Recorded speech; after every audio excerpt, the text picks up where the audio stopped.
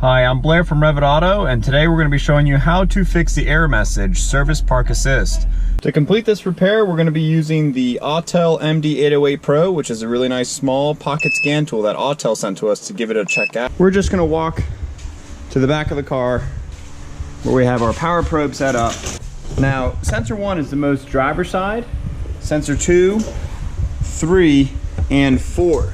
You want to check for 8-volt power on the blue pin.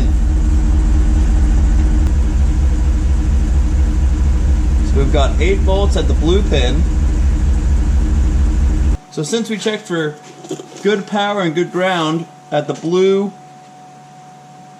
wire for power, now we're going to install a known good sensor.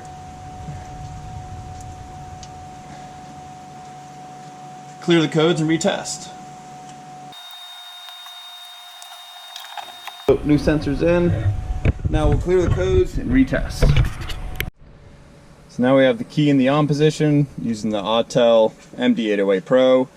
We're going to clear the codes, start the vehicle up, and see if we have any additional error messages. One thing I always suggest doing after you clear codes, just double check, rerun the codes, and make sure that there are no other diagnostic trouble codes. So now we should be able to start the truck, and our service park message should be clear. Now we have a new one, Park Assist blocked.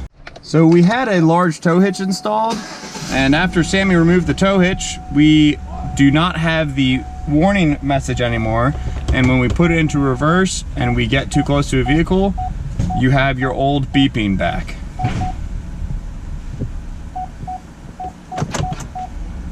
There you have it. That's how you fix it. Good luck. Happy motoring.